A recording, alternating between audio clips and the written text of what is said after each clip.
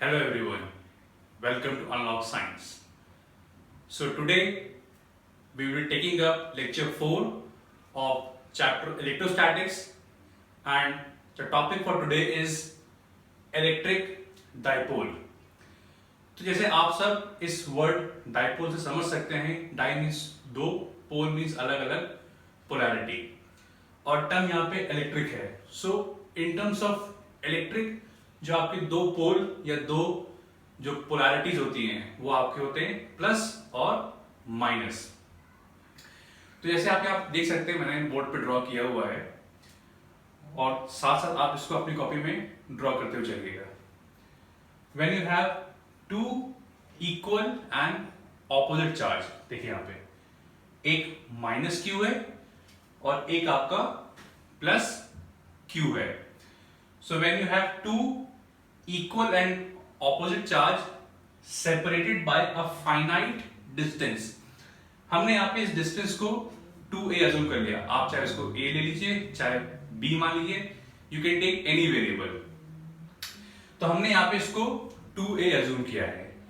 So यहाँ पे आपके पास एक ऐसा सिस्टम है जिसमें दो इक्वल और ऑपोजिट चार्जेस हैं और उनके बीच का सेपरेशन कुछ 2a कर गया है.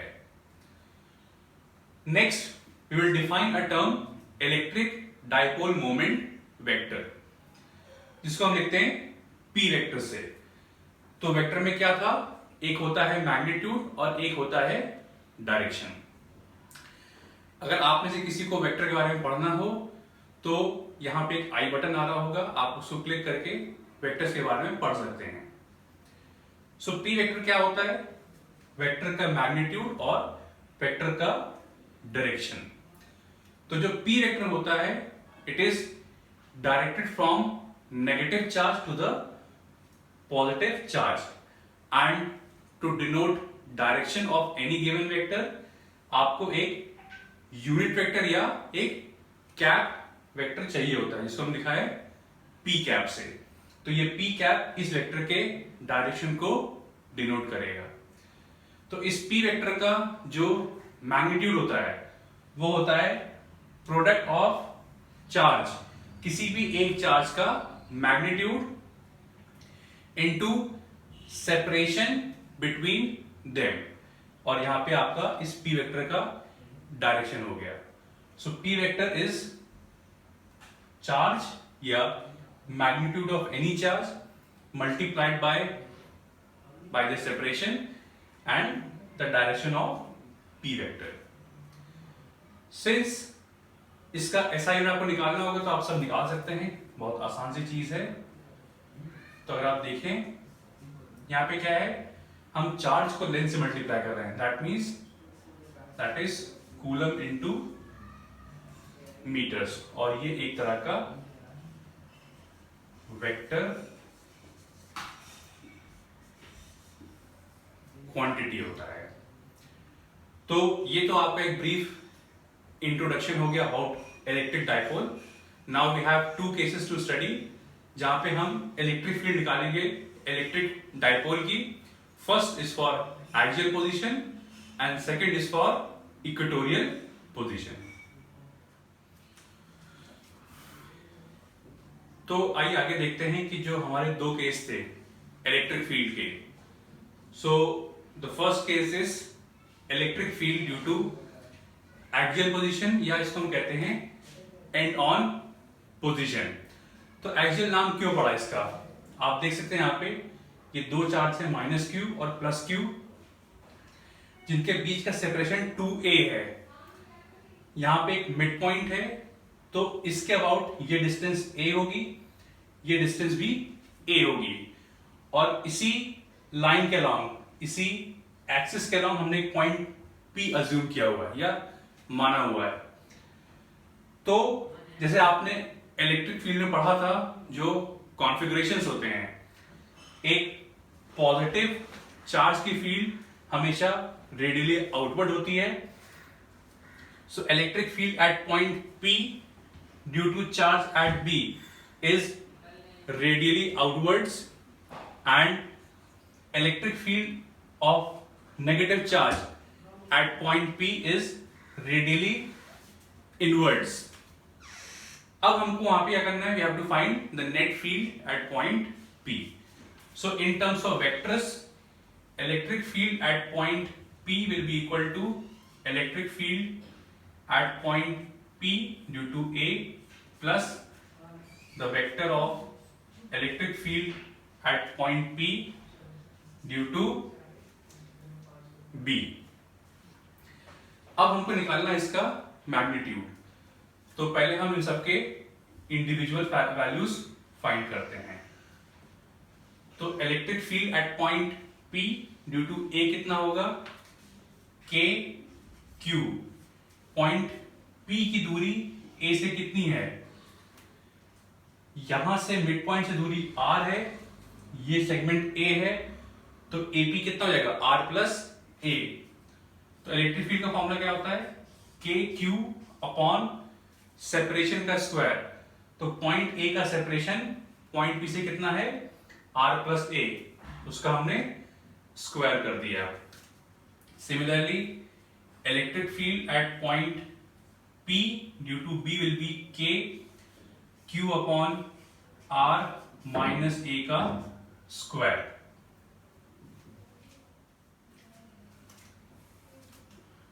तो आइए देखते हैं कि जो P पॉइंट पर नेट फील्ड होगी उसका मैग्नीट्यूड क्या होगा। तो जब आपके दो वेक्टर्स एंटी पैरेलल होते हैं तो जो रिजल्टेंट होता है वो उन दोनों के मैग्नीट्यूड्स का सब्ट्रैक्शन होता है। और आप देख सकते हैं इलेक्ट्रिक फील्ड में क्या है, जो P पे फील्ड होगी B की वजह से उसका मैग्नीट्यूड ज्यादा होगा, और जो A पे होगी या जो A की वजह से P पे होगी उसका मैग्नीट्यूड कम होगा।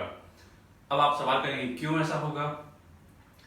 इलेक्ट्रिक फील्ड के फॉर्मूले में नीचे देखिए सेपरेशन का स्क्वायर है और दोनों के न्यूमरेटर सेम है, तो जिसका डिनोमिनेटर कम होगा उसका मैग्नीट्यूड ज्यादा होगा।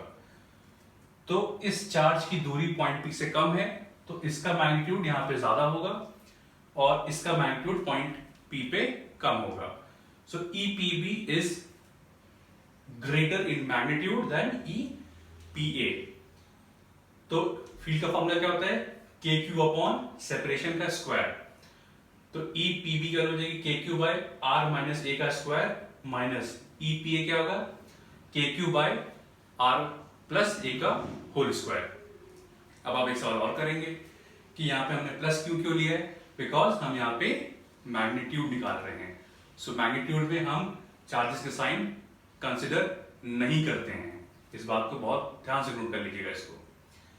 अब के क्यू का टर्म कॉमन है, कॉमन ले लीजिए, अंदर ब्रैकेट में क्या बचेगा, 1 अपॉन आर माइनस ए का whole square minus 1 upon R plus A का होल स्क्वायर। फिर जो हमको आखिरी में एक टर्म ऑब्टेन हुआ था लास्ट स्टेप में, नाउ उसको हमने कुछ इस फॉर्म में लिख दिया, 2k into 2aq into R upon R square minus A square का स्क्वायर। तो आप एक बार उस टर्म को ठीक से देख सकते हैं कि हमने उसको इस फॉर्म में कुछ लिख लिया हमने।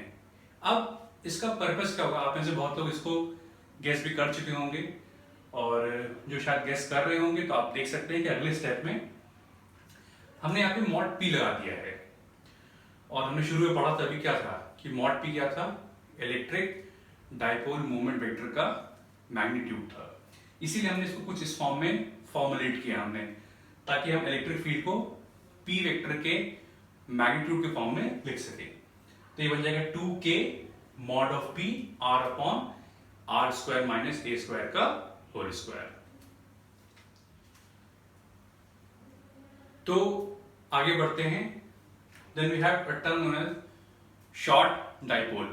शॉर्ट डाइपोल क्या होता है, जब r की वैल्यू a से बहुत ज्यादा होती है, मतलब हमें जिस पॉइंट पे फील्ड निकालना है उसका सेपरेशन डाइपोल की लेंथ से बहुत ज्यादा हो।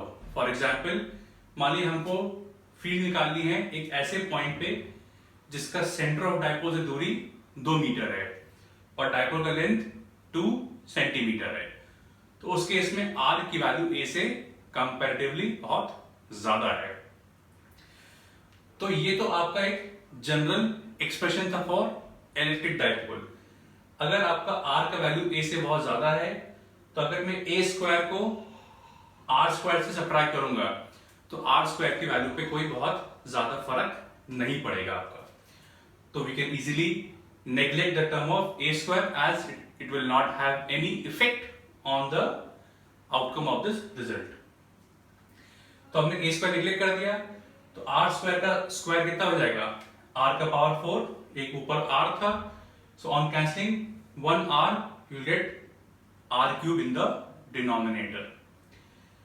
अब देखिए पी वेक्टर क्या था, एक ऐसा वेक्टर जो नेगेटिव से पॉजिटिव जाता है। तो आपका P vector is going from left to right और नेट फील्ड वेक्टर क्या है, ई पी बी ज्यादा है, ई पी ए कम है। So on subtracting the net field will go in the right hand direction. तो आपका पी वेक्टर भी लेफ्ट टू राइट जा रहा है और नेट फील्ड वेक्टर भी लेफ्ट टू राइट जा रहा है। तो वेक्टर हमें निकल जाएगा plus 2kp by R cube, that means field vector और dipole vector are going in the same direction. So the second case for electric dipole is electric field due to equatorial position और broad on position. तो जैसे आप देख सकते हैं figure में हमारा वही डाइपोल है, माइनस क्यू चार्ज और प्लस क्यू चार्ज, जिनका सेपरेशन 2a है। बट अब हमें जिस पॉइंट P पे फील्ड निकालना है आप देख सकते हैं वो इन दोनों के परपेंडिकुलर बाइसेक्टर का लाई कर रहा है। इसका क्या मतलब होता है कि ये जो पॉइंट है ये इस पॉइंट O के जस्ट ओवरहेड है। पॉइंट O क्या है, इस डाइपोल का मिड पॉइंट है और पॉइंट P जस्ट इसके ओवरहेड लाई कर रहा है। तो AO का डिस्टेंस A हो गया स्मॉल a, OB का डिस्टेंस हो गया स्मॉल a, और जो OP है ये आपका डिस्टेंस स्मॉल r हो गया है। अब जो नेगेटिव की फील्ड होगी पॉइंट P पे वो इनवर्स होगी। आप देख सकते हैं electric field at point P due to A is coming inside this negative charge, क्योंकि उसकी फील्ड रेडियली इनवर्स होती है। पॉजिटिव चार्ज है, इसकी फील्ड क्या होगी, रेडियली आउटवर्ड्स होगी, E P B। Now since this point P is at equidistant or equal distance from point A and point B, तो ये आइसोसेलेस ट्राइंगल फॉर्म करेगा। तो ये दो एंगल आपके थीटा और थीटा सेम होंगे। हमने यहाँ पे एक लाइन खींची हॉरिजॉन्टल जो बेस AB के पैरेलल है। तो आप देख सकते हैं कि इस लाइन से आप देखो ये एंगल थीटा है, आप देख सकते हैं जो एंगल थीटा है ये इसके बराबर होगा because of alternate angles. Similarly ये एंगल थीटा है तो ये भी एंगल थीटा होगा बिकॉज ऑफ करस्पॉन्डिंग एंगल्स। अब हम निकालते हैं कि EPB और EPA का मैग्नीट्यूड क्या होगा। So mod of EPA is KQ upon AB का डिस्टेंस क्या होगा, देखिए ट्राइंगल OPB या OPA एक राइट एंगल ट्राइंगल है जहां पे बेस की वैल्यू A है, परपेंडिकुलर R है। So by Pythagoras theorem this hypotenuse will be under root of base का स्क्वायर प्लस परपेंडिकुलर का square, that is under root of R square plus A square. Electric field क्या होती है, KQ bye separation का square. तो ये separation कितना है, under root of R square plus A square, तो उसका स्क्वायर क्या बन जाएगा, इस पूरे का square. Now since this point P is equidistant from B, तो इसको हम मॉड ऑफ EPB भी लिख सकते हैं। That means the magnitude of electric field at point P due to A or the magnitude of electric field at point P due to B is having the same magnitude of KQ upon R square plus A square। तो अब आगे देखिए आप कि यहाँ पे vector EPB और EPA है। अब इसको हम along the horizontal और vertical रिजॉल्व करेंगे। तो अगर आप किसी ने मतलब या किसी को अगर ये ना पता हो कि हम किसी भी वेक्टर को कैसे रिजॉल्व करते हैं अलॉन्ग हॉरिजॉन्टल या वर्टिकल, तो यहाँ पे आपका एक आई बटन आ रहा होगा, उसको आप क्लिक करके हमारा एक लेक्चर है वेक्टर्स कंपोनेंट्स एंड रेजोल्यूशन, उसको आप क्लिक करके देख सकते हैं। तो ये ईपीबी वेक्टर है, हॉरिजॉन्टल से एंगल थीटा है, तो ये जो आपका हो जाएगा वो ई पीबी कॉस थीटा कंपोनेंट होगा क्योंकि अलॉन्ग द हॉरिजॉन्टल है, और वर्टिकल जो होगा वो ई पीबी साइन थीटा होगा। सिमिलरली ईपीए है, इसका कॉस कंपोनेंट लेफ्ट जाएगा और जो वर्टिकल कंपोनेंट या साइन कंपोनेंट है वो डाउनवर्ड जाएगा। Now since both the fields have same magnitude, ये हम पहले देख चुके हैं, तो दोनों के साइन कंपोनेंट्स भी सेम होंगे, सो दे कैंसल्स आउट। तो जो net field at point P होगा वो इन दोनों के कॉस कंपोनेंट के सम के बराबर होगा। Now since they both have same magnitude, so you can write 2 mod of EPA और mod of EPB, दोनों एक ही बात है, इनटू cos थीटा। तो EPA का मॉड क्या है, KQ upon R square plus A square, या पहले के नोट से रेफर कर सकते हैं आप। cos थीटा क्या होगा, base upon hypotenuse, A upon R square plus A square की पावर हाफ। अब देखिए यहाँ पे एक टर्म आ रहा है 2AQ, मैंने इसको कुछ इस फॉर्म में लिख लिया, एक कॉम्पैक्ट फॉर्म में। R square plus A square का पावर 1 है, यहाँ पे हाफ है, तो 1 प्लस हाफ क्या बन जाएगा 3/2, और 2AQ क्या है, डाइपोल मोमेंट वेक्टर का मॉडुलस है, इसको हम लिख दिया मॉड P। तो electric field at point P will be KP upon R square plus A square की पावर 3/2।